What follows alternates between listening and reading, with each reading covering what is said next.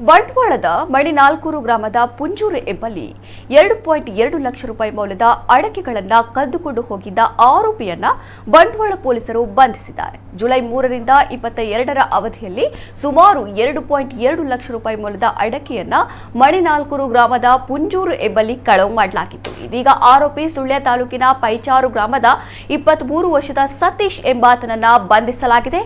ಆತನಿಂದ 74,000 ರೂಪಾಯಿ ಮೌಲ್ಯದ 15 ಚೀಲ ಒಣ ಅಡಕೆ, ಕಳವು ಅಡಕೆಯನ್ನ ಮಾರಾಟ ಮಾಡಿದ ನಗದು ಹಣ 70,000 ರೂಪಾಯಿಯನ್ನ ಹಾಗೂ ಕೃತ್ಯಕ್ಕೆ ಬಳಸಿದ ಗೂಡ್ಸ್ ವಾಹನ ಸೇರಿ ಒಟ್ಟು 2,24,000 ರೂಪಾಯಿ ಮೌಲ್ಯದ ಸೊತ್ತುಗಳನ್ನು ವಶಪಡಿಸಿಕೊಂಡಿದ್ದಾರೆ. ಅಡಕೆ ಕಳವು ಬಗ್ಗೆ ಬಂಟ್ವಾಳ ಗ್ರಾಮಾಂತರ ಪೊಲೀಸ್ ಠಾಣೆಯಲ್ಲಿ ಪ್ರಕರಣ ದಾಖಲಾಗಿತ್ತು. ಇದೀಗ ಆರೋಪಿಯನ್ನ ಬಂಟ್ವಾಳ ನ್ಯಾಯಾಲಯಕ್ಕೆ ಹಾಜರುಪಡಿಸಿದ್ದು ನ್ಯಾಯಾಲಯವು ನ್ಯಾಯಾಂಗ ಬಂಧನ ವಿಧಿಸಿದೆ.